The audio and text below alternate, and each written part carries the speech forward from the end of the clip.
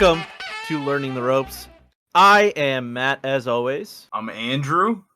I'm Tyler. Today, we got a little bit of a different match to cover. We've been really focusing on like the classic moments, you know, the moments that like end up on like WWE YouTube like top 10 lists, you know. But right now, we're actually going to focus a little bit more on the future of pro wrestling. Like, we covered the greats of the 80s and 90s. Now we're going to start looking into just like the stars of tomorrow. If that makes sense. Yeah, everything but the part where you said the 90s. I feel like we're Early 90s. Let me clarify. Yeah, like early 90s. Like Early there's 90s. we have a lot left to cover, but we're starting to put those bricks down. Yeah. And I'm excited about it. Tyler, we're gonna introduce you to a couple of important guys today. Boys. They're not necessarily important in like the timeline of where we're at in wrestling. They're not important in like they're not the most important wrestlers in this exact point in time yet. They become huge names. So Tyler, what do you know about the Rockers? The Rockers? The Rockers. Not The Rock? No, the Rockers. I don't know. Nothing, I don't think. Okay, so this is a tag team consisting of one Marty Jannetty and Shawn Michaels. They actually started in the NWA kind of mid-80s as the Midnight Rockers. They get signed by WWF in 1987. They actually get promptly fired like weeks into their contract. Instantly. Due to excessive partying and not focusing on their in-ring craft. Can you believe that? In the late 80s, they got fired for not focusing on their in-ring craft. Does that mean they weren't doing enough steroids? Is that what's happening? They weren't doing enough. They were under quota, actually. Instead, they were in the 80s WWF. There were two different quotas you had to hit. There was a delicate balance struck between your cocaine intake and your steroids intake. And they were a little bit off balance. They were and the too much Warrior cocaine. maxed them both out. He was at the maximum. Yeah, they've never seen anybody like the Ultimate Warrior. You have to keep them at equilibrium the whole time. The Rockers, obviously, too much cocaine, not enough juice. But they do get re-signed. And they are one of the most influential tag teams of all time. I would argue potentially the most influential tag team of all time. Their look kind of gets like it inspires the looks of people like the Hardy Boys, and then much later on, like in modern times, the Young Bucks are very. I know the Young Bucks. And they become one of the biggest, just like workhorse babyface teams. So they're cheered by like crazy, and they just put in all the work. Like they have these amazing matches with teams like the Brain Busters, which are Arn Anderson and Tully Blanchard, the Twin Towers, who we've talked about before, Akeem the American Dream and Big Boss Man. They got the Brain Busters and the Twin Towers, things that you cannot name your teams today. Brain Busters you could probably still get away with. There's too much CTE. No, it's called, I mean, there's a wrestling move used today called the Brain Buster. I guess you couldn't do that in football. You could in wrestling, maybe. Yeah, you can't. Washington couldn't have named their football team the Brain Busters. I think that would have been. That would have been, or the Twin Towers, 100%. Definitely. I think both of those would be. I think though, for Washington football team, the Fabulous Rougeau brothers is still definitely on the table. I think that would still work. That would work great. That's another team that they feud with, as well as the Powers of Pain. That's pretty cool. That'd probably be all right too. Yeah. The Washington football team, the Powers of Pain. These are all good. Furthermore, like basically they become like one of the first like true high flying tag teams. And you're gonna see that like just how much more modern they are in terms of their wrestling style compared to everything that we've seen so far. And like an important thing to note when we do watch this match, this match happens 1 month after Hulk Hogan versus Ultimate Warrior. Oh, okay. Just so you like for context. And like as a team, the Rockers, they don't really find that much success in terms of like titles. They don't ever officially win the WWF tag team titles. But like as Sean Von Horn from the Sportster kind of says, he says that they won some, they lost some, but they always put on a show as fans had never seen. And I think that's what we're going to see today. You've hyped this. I have hyped this. So don't not disappoint, all right? So Tyler, Mm-hmm. as we like to ask you, what do you know about the Hart Foundation? Nothing at all. I It thought is. about that It for a is second. not like it is not like a cardiology like philanthropy program raising awareness for the rise in heart disease. Although they should invest in that. The Hart Foundation is another tag team. I think others would argue that they're actually one of the most influential tag teams of all time. The Hart Foundation consisted, in the original, of Bret Hitman Hart and Jim the Anvil Neidhart.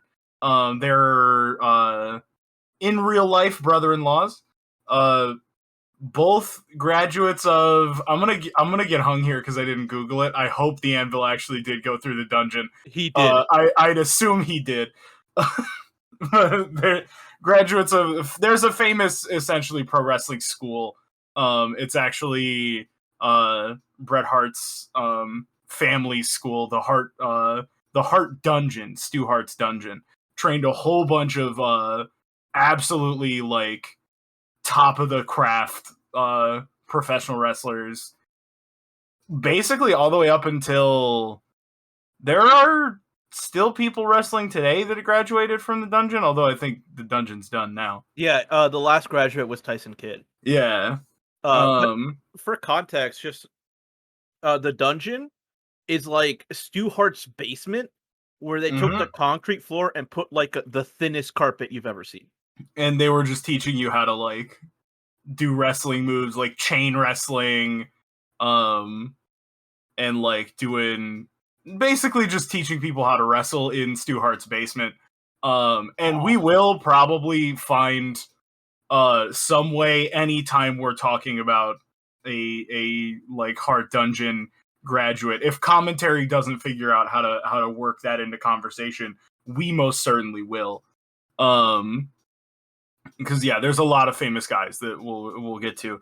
But yeah, so basically the Anvil, he was looking for stuff to do, and he really wanted to tag with Bret, because you know they know each other, they're IRL brother-in-laws.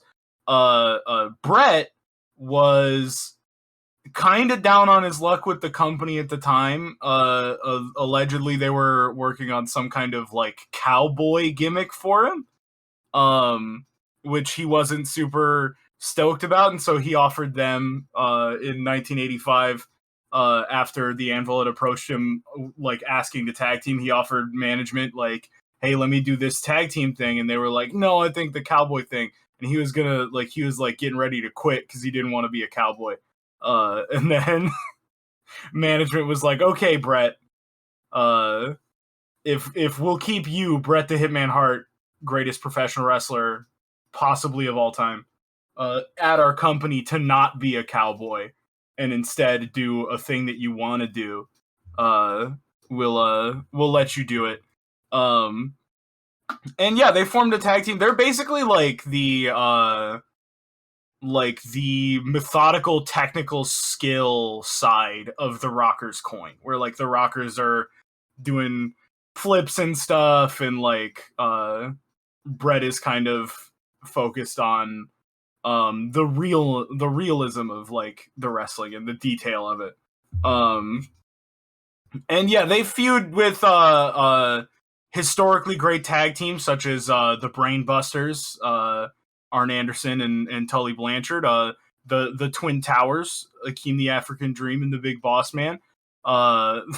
Basically the same people the Rockers feuded with is the bit I'm doing. But at the time, for context for this match we're going to watch, two things are important. The Hart Foundation had actually feuded with, at the time of this match, current WWF Tag Team Champions Demolition, Axe and Smash. And they had challenged them twice up to that point. And then they got booked into this series of matches with the Rockers. It's like a legendary series of matches that people talk about. For a few reasons, one of which being, despite the fact that most of them weren't televised, they're all reportedly really good. What ones were televised are really good. And on top of that, at the time, WWF didn't do a ton of like, this is a fan favorite tag team wrestling a fan favorite tag team, or really a fan favorite everything wrestling a fan favorite anything else. They didn't do a lot of like the face versus face kind of wrestling dynamic. And then also these series of tag team matches is famous for potentially planting the seeds to the most legendary rivalry in the history of professional wrestling, between Bret the Hitman Hart and the Heartbreak Kid Shawn Michaels. And so today, we're going to watch one of their matches. Yeah, we're going to see them collide. The place is the Frank Irwin Center in Austin, Texas. The time April 23rd, 1990. And the show, Saturday night's main event. Let's go watch it. Hell yeah. And we're back from the match! Ow! What a maneuver! What a maneuver! Totally the first time we're doing the post-match bit. 1000%. We've never, ever recorded this part of the podcast before. I should have done another ever. Where's my Chris Jericho at? And the Discord recording bot totally didn't fail on us. It's legit first time. Just watched the match reactions. Tyler, what did you think? It was fantastic. No, I liked it a lot. Fuck. Fuck. I promise you, listening audience, there has never, never been technical difficulties on this show. This is the first time we're doing this. Yeah, I was like the most fun that I think I've had watching the show so far. It was very. It felt like a modern match, and the shit guys. Fuck. What else did you say? Cut that. Quick, cut it all. Cut it. And we're back from the match. Oh man. But yeah, you guys asked me more questions the first time we did this. I mean, yeah, we did. Yeah. What first time? Okay, so what about it did you like? Like, what was what was different about this compared to like last week we watched the match that took place 20 days before this, Ultimate Warrior versus Hulk Hogan. Like, how does this differ to that? So this match, it was a lot more fast-paced. There weren't, the 10-minute fucking rest holds of Hulk Hogan having to catch his breath or whatever. And it just felt like it was like more, I don't know, like the match felt like it was more equally matched, where like any team could win. And like I know that's just like a Hulk Hogan thing because Hulk Hogan always has to win. But the past like 3 that we've watched, it's been like, well, he's gonna win obviously, even though he's down right now. Where this felt more even, and it was just a more fun match. It was more fluid. There was more going on. It wasn't as long, and it was better paced. For sure. What do you think of the look of them versus like the other people that we've seen? Like, they're beautiful, man. yeah. I mean, in terms of their size, because as we kind of get further, they're still into big. They're still big though. As we get further into it, their size versus Hulk Hogan and like Ultimate Warrior size becomes important to the history of professional wrestling. Do they all get smaller? Is that what starts to happen? They shrink a little bit? I mean, you could say that in a way. Yeah. What does that mean?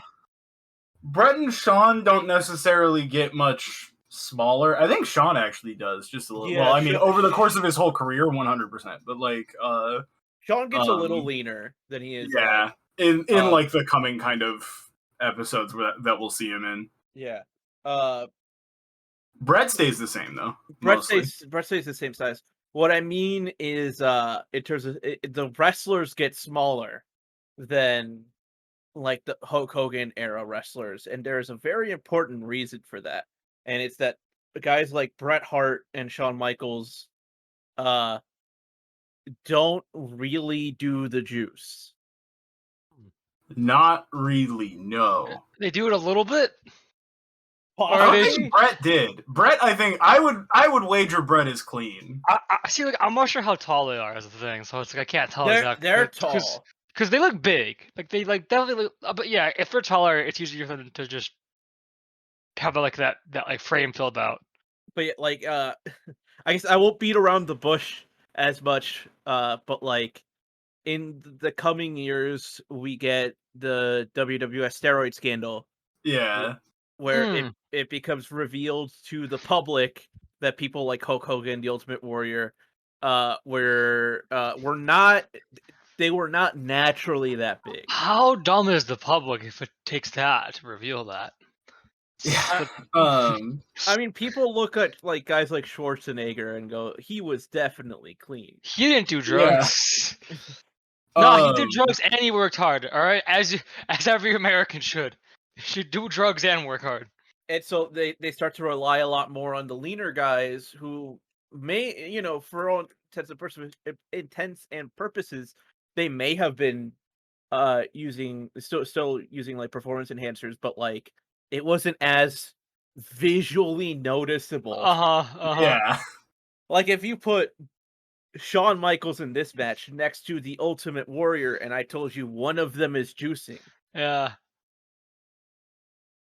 I think. Well, the Ultimate Warrior looks like he looks like a demigod. So he's got to be clean, is what you're saying. I think I fought him in like I think I fought him as one of the bosses in fucking like Elden Ring. So I don't know, maybe.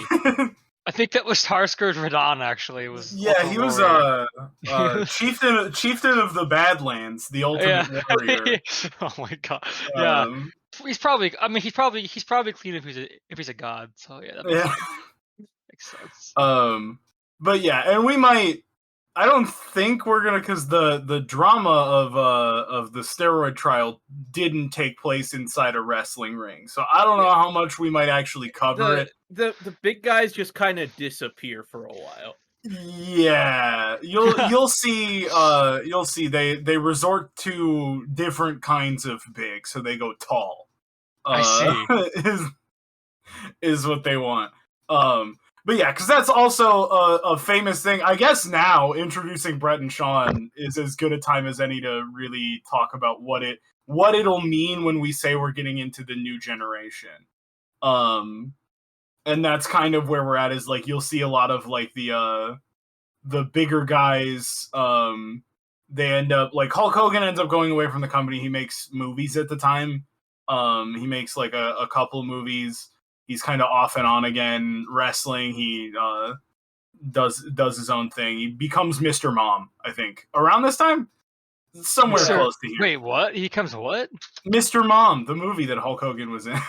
I've never seen this movie.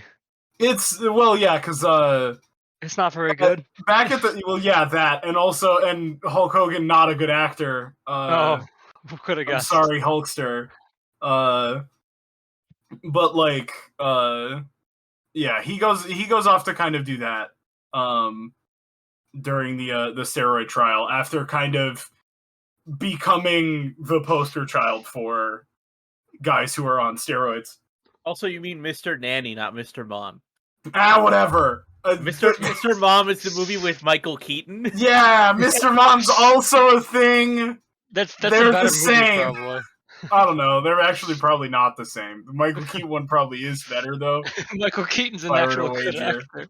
Yeah. My bad, Michael Keaton. You are not Hulk Hogan. I wouldn't stoop as low as calling anybody that.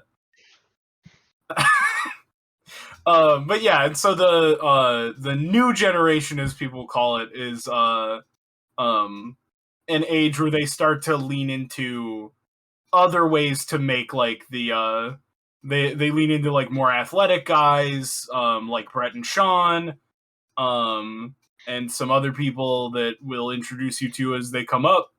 And they also lean into like character, and stuff like that, and like making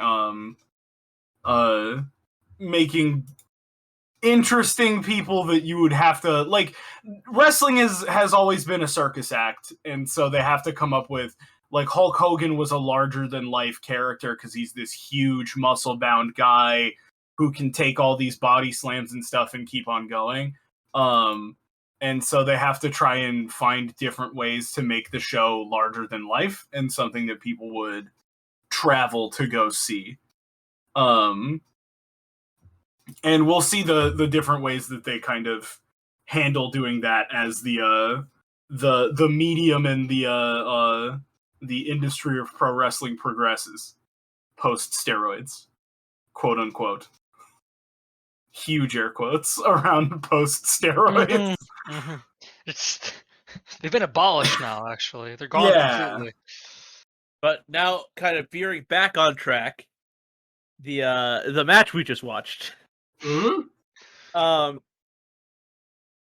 So, this match ends up in a no contest because Demolition interferes in the match, and it kind of leaves you really wanting for more. And Brett and Sean, the Rockers and the Hart Foundation kind of keep with this series for a while. And actually, a kind of noteworthy moment in like the series later on. This isn't an untelevised match, so we don't have the footage for it to be able to watch. But so in like a house show, the Rockers actually win the tag titles from the Hart Foundation. However, they win the titles, and then kind of in the weeks after that, so like it was like a period where it was like a couple months before the next like TV taping, and Jim Neidhart's contract was running out, like about to expire, so that's why they decided to give the Rockers the titles. But then he re-signed, so they just decided to just give them back to the Hart Foundation and just not recognize the fact that the Rockers ever won the tag title. They just ignore that reign. It doesn't exist in the books. It never happened. Huh. As far as which, I mean, what other sport besides wrestling lets you do that? Which, with the fact that the Rockers were like the greatest tag team of all time, it's just a severe, severe injustice, in my opinion. Yeah, I mean, I think, to be fair, it's really important if you're gonna have like one of your champions is thinking about leaving your company, and like that's your champion. Like you're gonna want to make sure in days like the Tyler, we talked a little bit, I think, about like the territory system in pro wrestling and how there used to be a kind of an agreement where like you could take your tag team championships from the WWF and go wrestle in some other promotion and keep defending them, and that was okay, but less so at this time, after Vince McMahon like kind of nationalizes the WWF, makes them like the biggest game in professional wrestling to this day. He doesn't want his champions leaving with the belt, so you got to get the belt off the champion before they leave the company. So to be perfectly honest, I also agree, even though some people like to put the Rockers over the Hart Foundation as the greatest tag team in wrestling history. I do think the Rockers deserved that tag team title run, and that I think I understand wanting to get the belt off your guy before he leaves your company. But you like at that point just commit to letting the Rockers have the belt. You know. I don't know. That's just me. That was a lot of tangent for that.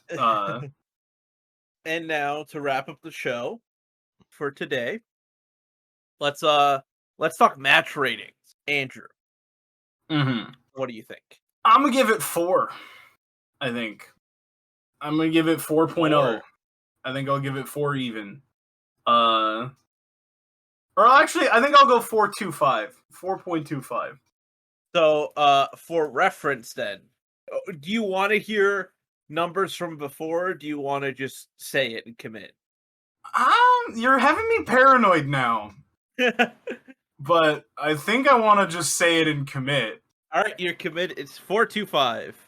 I see you've entered the sheet. Yeah, Ellen looks, and I think I am right, by the way, and I did go and look, and I am correct to make this my highest rated match so far. I'm committing to that feeling. I gonna say that this is also a 4.25 for me. It's really good. It is the best wrestling we've seen so far. Yeah, I think my my only real gripe with it, which I guess I'll save that for after Tyler rates it. We'll discuss why we rated what we rated. I don't want to influence Tyler one way or the other. What is your rating? Also give it a 4.25 because I've been influenced already. Sorry, Andrew. Oh no! I've already been influenced. How could I let this happen? I would go higher, but like this sounds dumb because I said that I liked it because it was short, but I wish it was like 10 minutes longer. And if it was like 10 minutes longer, I would have gone higher because I liked it. I wanted more of it. Yeah, that's kind of. I would have also have gone higher if it was like, if this was a match with stakes. Yeah. And a match where like we had the actual finish of the match, you know. Yeah, this match just doesn't really have an ending. It doesn't let it have like an act 3 because you're supposed to still want that. Right. But other than that, I thought it was great. What did Big Dave think? It's gonna be lower, isn't it? How wrong am I? So Dave Meltzer of the Wrestling Observer, he rated this match 3.75. We weren't that far off. No, I'll take the half point. Pretty good. For context, he also rated 3.75 stars the main event of WrestleMania 6, The Ultimate Warrior versus Hulk Hogan. Yeah, so this is about as good as that match, I think. But like that would have been a hot take at the time, right? Maybe, I don't know. I mean, it's hard to say because like Dave Meltzer takes into account things like the spectacle of it too for his match ratings. So like the fact that like this was a TV match versus that being the main event of WrestleMania for both the Intercontinental and World Heavyweight titles, I could see that influencing him and making it be a 3.75 star match, even though I didn't super care for it. Yeah, I think it's more like Hogan versus the Warrior by all rights should have ended up being a higher than 3.75 star match, whereas the Rockers versus the Hart Foundation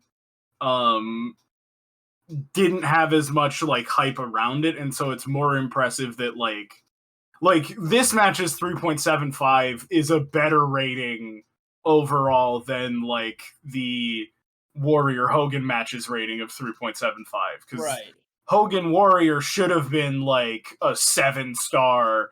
What in the world did we just see? Literally two gods fought each other to like a near standstill in like over the two biggest prizes in our industry on the biggest event in our industry. Like what a maneuver, you know, all that kind of thing. And this one is just like, yeah, this is a really good TV tag match. Like with that. Waiting. I waited too long because now we're at the end of the show. But Tyler, what'd you think of the commentary in this match? Oh yeah. Oh, I didn't notice it as much this match. Even though I did like what I noticed. I liked Jesse Ventura's outfits, obviously. Even though that's not what I said at the time, but I did. I couldn't pick up on any of his biases or any of that. Not that he has any, because he's not biased at all. But I couldn't pick up on that stuff because I just I like felt like in this match, just watching it was more important than the commentary. That's fair. Kind of space it out a little bit. I want to also specifically ask, aside from Jesse Ventura, the other guy, because it's not Gorilla Monsoon this time. Oh yeah, what you're did right. you think of him? I don't know. Shit, I should watch it again and find out. We'll hear his voice. We'll some hear more. his voice again. There's actually two interesting things about commentary. Sorry, we're gonna extend this episode even longer. This is very important. Train wreck of a we started really strong. That is really good. What in the fuck could have happened in the middle of this podcast that made the second half of it such a shit show? I can't imagine. Craig is still here. It's still recording. Yeah, are we still being recorded? It's not. I'm just gonna fucking. Oh man. So the first interesting thing about the commentary team, which is what Andrew is like alluding to, this is the learning the ropes debut of commentator Vincent Kennedy McMahon.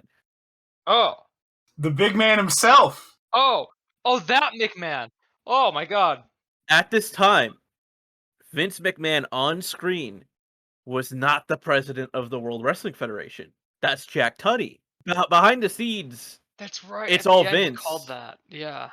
But Vince McMahon it instead takes up a role as a commentator on screen. And he has his what's iconic line is, "What a maneuver!" What a maneuver! The second interesting thing about this commentary for this match is this is the retirement in learning the ropes of our favorite commentator. No. This is the last time here on Learning the Ropes we are going to hear Jesse the Body Ventura. It's because they got him. My man tried to say he tried to help the workers. This is our last match of 1990. Dude, R.I.P. He gets the fired. fall of the Soviet Union and the fall of Jesse the Body Ventura. It's too coincidental, all right? It's too coincidental. I'm just saying. The fuck. The actual Man of Steel was Jesse the Body Ventura. Huge coincidence, right? He gets busted for union busting shortly before the Soviets fall. Correction. He didn't get busted for union busting. He got his union got busted. Yeah, that's what I meant. I feel compelled to say allegedly. This show doesn't have a lawyer yet, but I'm gonna be one anyway. Yeah. Allegedly. I don't know how concrete 100%. It went to trial, and Vince under oath said that Hulk Hogan told him that Jesse the Body Ventura was starting a union. But we're clear. I don't know because Jesse was sued Vince for union busting, but I don't know the outcome of the trial. Dude, hopefully Jesse got some money at least.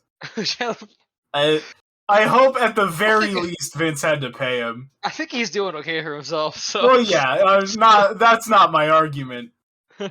Okay, he did win. Jesse won? Jesse won. Federal crime. Yes! Then we are all set, baby. Fuck union busting Hulk Hogan. Yeah. Among other things. Also, fuck union busting Vince McMahon. As we know, Vince McMahon, friend of the show. Piece of shit.